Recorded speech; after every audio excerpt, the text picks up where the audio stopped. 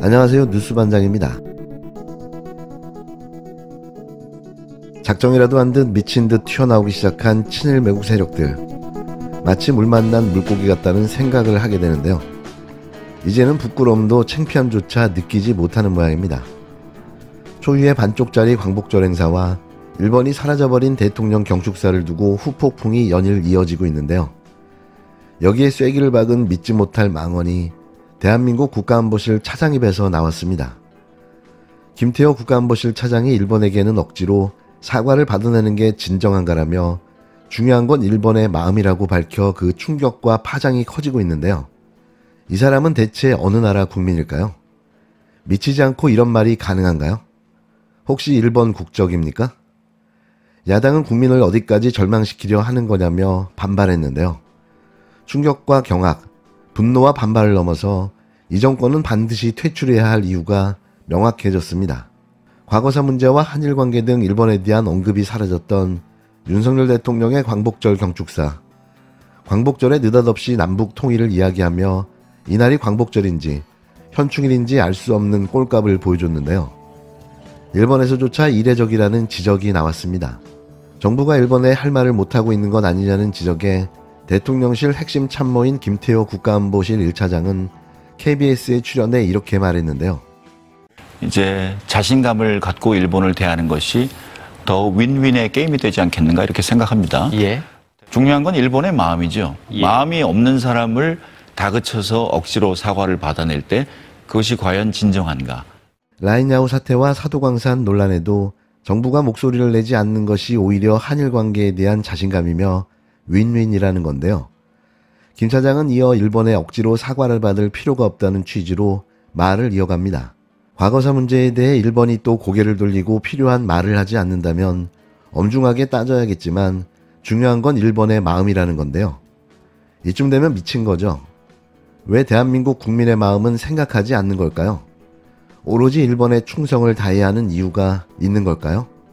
이쯤 되면 친일 매국이 아니라 그냥 일본 사람 그 자체인 겁니다.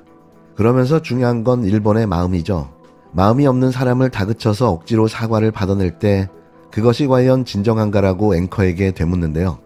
하지만 지난 2013년 이후 지금까지 10년 넘게 일본 총리들은 8.15 패전일 추도식에서 사죄나 반성을 말하지 않고 있습니다.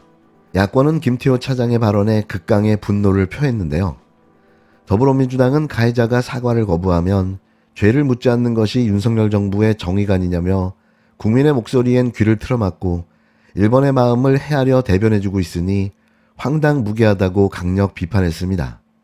억장이 무너집니다. 김태호 차장의 망언은 윤석열 정권이 친일 매국 정권임을 자백한 것이나 다름없습니다. 조우혁 신당도 중꺾만은 들어봤어도 중일만은 처음이라며 이재용산 밀정이 누구인지 분명해진 것 같다. 김태호 차장은 대한민국 안보사령탑에 있을 자격이 없다고 비난했습니다. 이런 가운데 한미일은 세 나라의 협력 강화를 선언했던 캠프 데이비드 정상회의 1주년을 맞아 오늘 새로운 공동성명을 발표하는데요.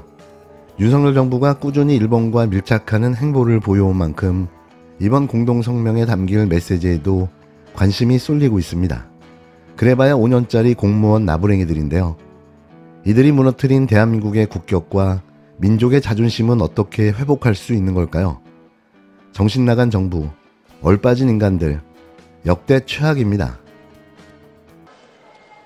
존경하는 서울시민 여러분, 그리고 더불어민주당의 대의원 당원 동지 여러분, 정말 전국 방방곡곡을 돌고 돌아서 대한민국의 심장 서울에 왔습니다. 반갑습니다. 이재명입니다.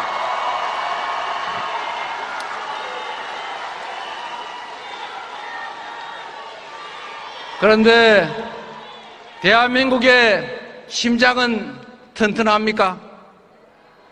혹시 심장 비대증처럼 심장만 크고 기능은 제대로 못하는 잘못된 상황, 건강하지 못한 상태 아닌가 생각됩니다. 전국이 다 힘듭니다. 정치는 국민의 삶을 걱정해야 되는데 국민이 오히려 정치를, 나라를 걱정하는 상태가 됐습니다. 우리가 힘들어 바꿔야 되겠죠? 우리가 바꿉시다. 먹고 사는 것도 힘들고 안전도 걱정되고 언제 혹시 사고 나서 비명 행사하지 않을까 걱정됩니다. 혹시 전쟁 나서 군대 간 우리 자식 일당하지 않을까 걱정됩니다. 이 나라의 미래는 과연 오늘보다 내일이 낫다고 생각될 희망이 있는 것인지 의문스럽습니다. 이 와중에 혹시 도감청하는 거 아닌가, 내 통신 기록 다 뒤지는 거 아닌가, 내가 보낸 문자 뒤져가지고 어느 날 경찰이 잡아 넣겠다고 쫓아오지 않을까, 이런 걱정까지 하지 않습니까? 이 나라가 지금 정상입니까?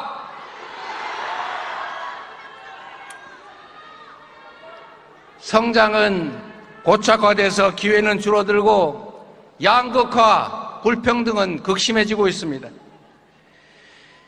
이런 민생의 어려움, 경제적 어려움, 외교 안보의 불안을 해결하는 것이 국민들이 안심하고 살아갈 수 있는 세상을 만드는 것, 그게 바로 정치가 해야 될 일 아닙니까?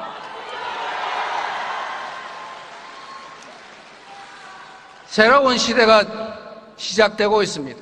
과학기술 발전으로 인공지능 로봇들이 사람들의 일자리를 대체합니다. 앞으로는 엄청난 생산력이 사람들의 고용 일자리를 뺏고 노동소득을 줄여서 소비도 줄어들고 경기도 악화되는 악순환이 계속될 수도 있습니다. 사람들 사이의 불평등은 격화돼서 서로 갈등하고 분열하고 싸우는 그런 사회가 될 수도 있습니다. 그러나 여러분, 반대로 우리가 하기에 따라서 이 엄청난 초과 이익들, 초과 이윤들을 국민들의 삶을 개선하고 소득을 지원하고 소비를 지원해서 지속적으로 성장하는 안정된 사회를 만들 수도 있습니다. 모두가 함께 사는 행복한 공동체 얼마든지 만들 수 있습니다. 그런데 여러분, 결국 어느 사회로 가느냐는 바로 정치가 결정합니다. 바로 정치인의 몫이 바로 우리의 미래를 결정하는 것이다. 맞습니까, 여러분? 우리 더불어민주당이 그 중심에 있습니다. 우리가 책임져야 합니다. 더 유능한 수권정당으로, 더 강력한 대안세력으로 미래를 확실하게 책임지는 듬직한 더불어민주당, 우리 함께 만들어야 하지 않겠습니까?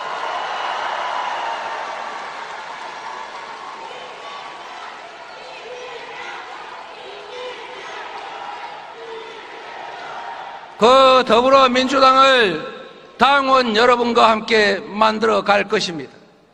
우리는 하나입니다. 힘을 합쳐도 모자랄 판에 이 작은 차이를 가지고 서로 갈등하고 싸울 시간이 없습니다.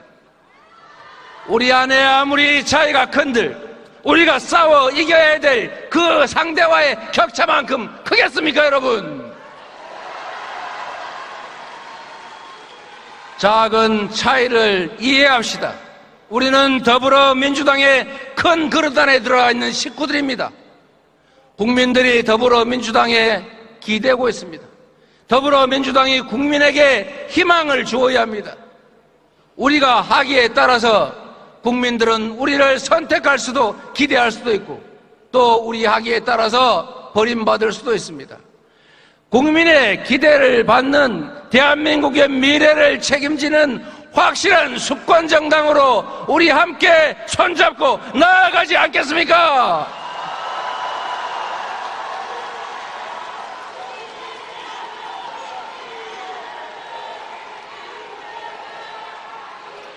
존경하는 당원 동지 여러분, 우리는 역사가, 대한민국이 부여한 책임을 지고 있습니다.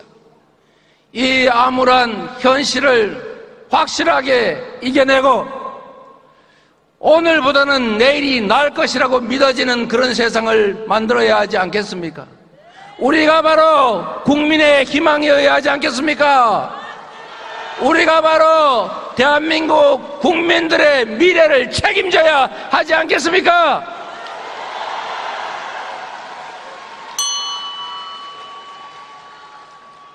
대한민국의 주인은 국민이고 모든 권력은 오로지 국민들의 더 나은 삶을 위해서만 사용되어야 합니다.